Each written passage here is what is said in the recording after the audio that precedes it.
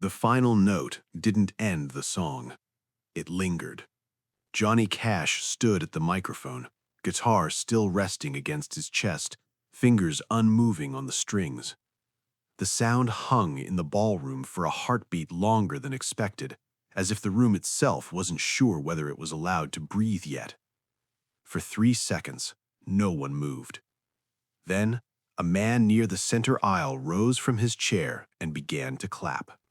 It was enough. The applause spread the way it always did in rooms like this, tentatively at first, then with sudden confidence.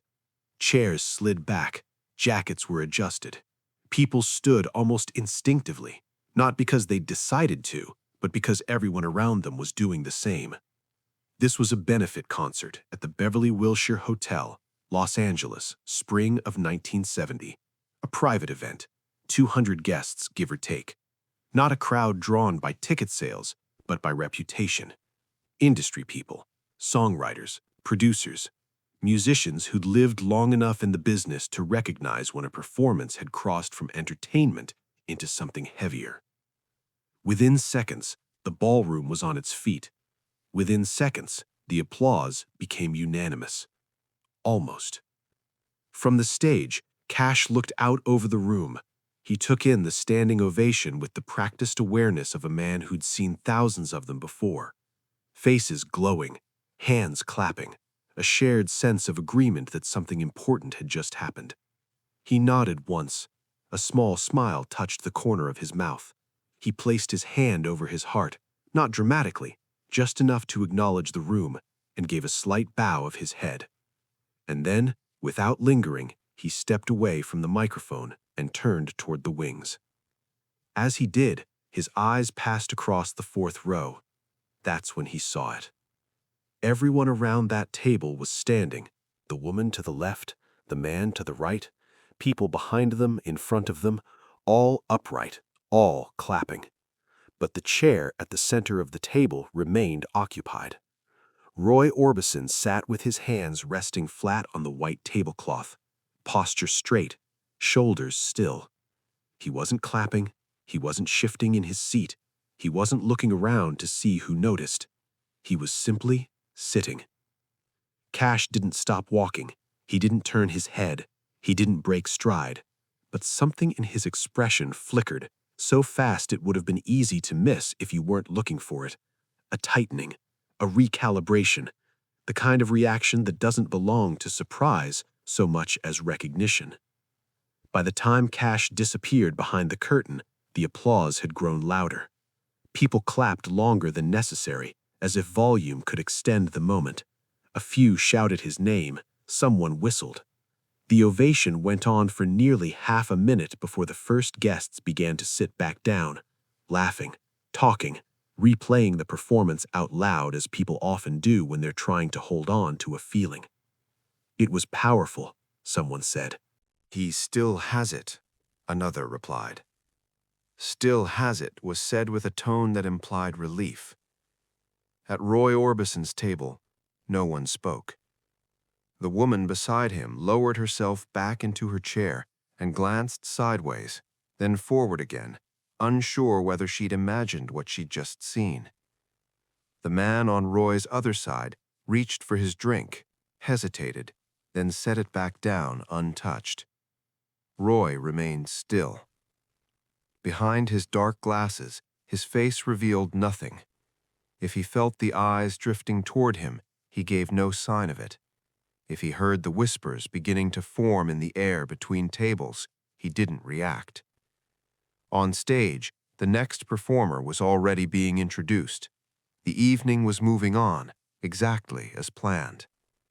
Backstage, Cash accepted congratulations with polite nods and brief thanks. He listened just enough to respond, but not enough to engage. His attention drifted back to the room he'd just left, replaying the image he hadn't meant to store but couldn't discard. One table, one seated figure, a decision. He excused himself from a small cluster of well-wishers and stepped into a quieter corner of the corridor, away from the noise. For a moment, he stood there with his hands in his pockets, staring at the patterned carpet as if it might offer clarity.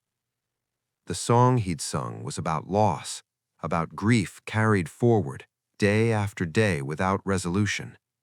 It was the kind of song audiences stood for because it allowed them to feel something heavy without having to live inside it. That was why the room had risen. But Roy Orbison hadn't. Cash knew Roy well enough to understand one thing immediately.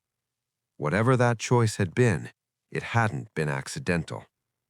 And that, more than the applause, stayed with him. The benefit moved on the way benefits always did, smoothly, efficiently, as if nothing unusual had happened. Another performer took the stage, the band adjusted, plates were delivered with practiced quiet, conversations resumed in low, polite tones. On the surface, the room returned to normal, but the image remained. A standing crowd, one man seated. In the fourth row, Roy Orbison stayed exactly where he was. His posture hadn't changed. His hands rested on the tablecloth, fingers relaxed, unmoving. He wasn't looking at the stage anymore. He was looking straight ahead, as if the performance had ended not with applause, but with a door closing. The woman beside him shifted in her chair, glancing sideways, then forward again. Silence stretched just long enough to become uncomfortable. "Roy," she said, quietly, "are you all right?" Roy didn't answer first. When he did, his voice was calm. "I'm fine." She nodded, accepting the words even though they explained nothing.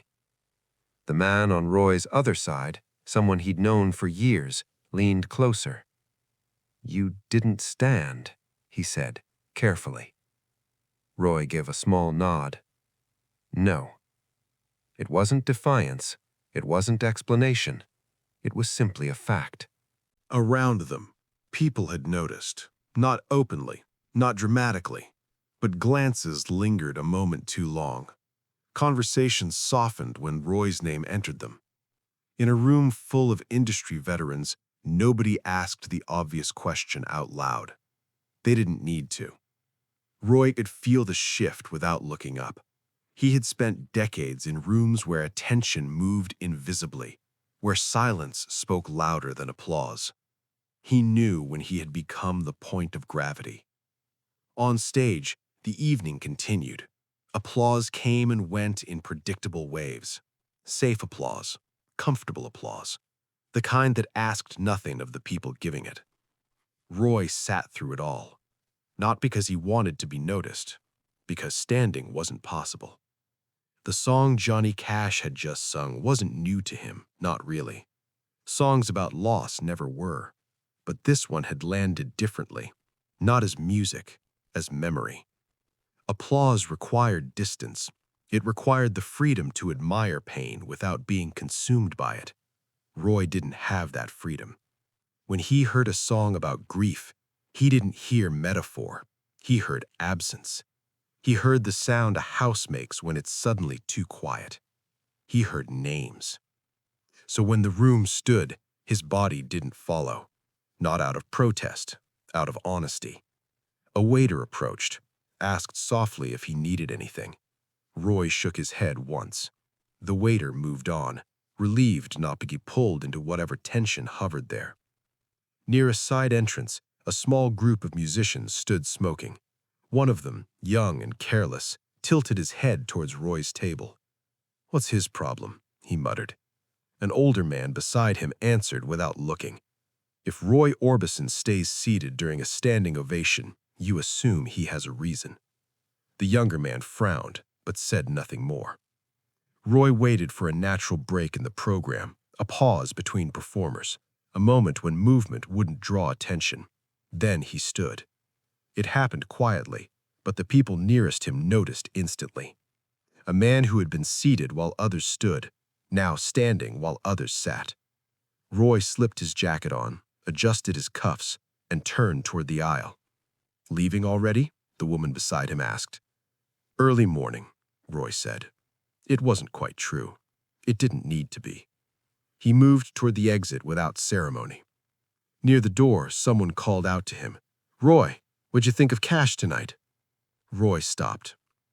For a moment, he stood between the noise of the ballroom and the quiet of the hallway beyond.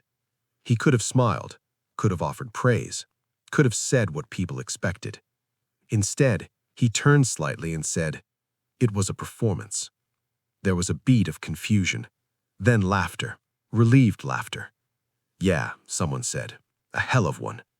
Roy nodded once. "Yes." And then he walked out. The words followed him back into the room, reshaped and reinterpreted as they passed from person to person.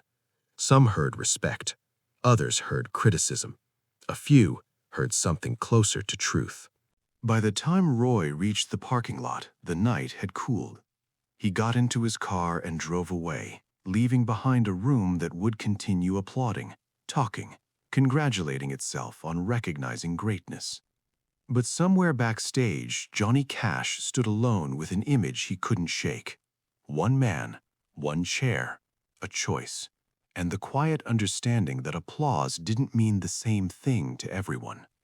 2 days after the benefit, Roy Orbison was back in a recording studio in Hollywood. The room was small, windowless, built to keep the outside world from leaking in. It smelled faintly of coffee and warm electronics. A guitar rested against the wall. Sheet music lay scattered on a table between 2 empty chairs. Roy sat alone, sunglasses on, listening to a playback that had ended a few minutes earlier. No one spoke. The silence wasn't awkward. It was familiar.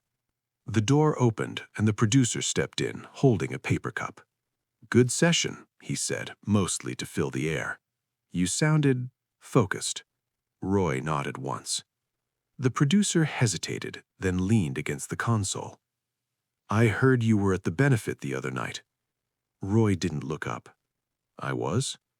"My wife went," the producer added. "She said Cash brought the room to its feet." Roy considered that. He did. The producer shifted his weight. "She also said, you didn't stand." Roy finally turned his head, not sharply, just enough to acknowledge the question. "That's right."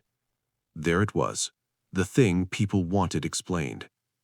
"Why?" the producer asked gently, not accusing, just curious. Roy reached up and took off his sunglasses. Without them, his eyes looked older, tired in a way no amount of sleep could fix. "Because I can't applaud something I live inside," he said. The producer waited. "That song," Roy continued, his voice steady, "was about loss, about learning how to carry grief and keep going. For most people, that's something you listen to, something you feel for a few minutes." He paused. "For me, it's not a song." He looked down at his hands. "In 1966, my wife Claudette died in a motorcycle accident. 2 years later, while I was on tour, my house caught fire. My 2 oldest boys died in that fire, 10 and 6. He said the numbers the way people say dates, without emphasis, without drama. The room stayed silent. "So when Johnny sings about grief," Roy said quietly, "I don't hear art, I hear memory. I don't stand because standing would mean pretending it's something I can step away from. I can't." The producer nodded slowly. There was nothing else to say. Across town, Johnny Cash heard the story a week later. It came to him secondhand, the way these things always did. A friend mentioned it in passing, another filled in a detail. By the time it reached Cash, the outline was clear enough. He sat down when he heard. "I didn't know," he said finally. "I knew about Claudette, sure. Everybody did. But the boys..." He shook his head. "I didn't think about what that song might sound like to Roy." Someone tried to reassure him. "You didn't do anything wrong, John. You sang a song." Cash nodded, but he didn't look convinced. "That's the problem. What's a song to me is a life to him." That night, Cash went home and sat with his guitar without playing it. He thought about the room standing, about Roy seated, about how applause could feel like agreement, and how agreement could sometimes be careless. The next day, he picked up the phone. Roy answered on the third ring.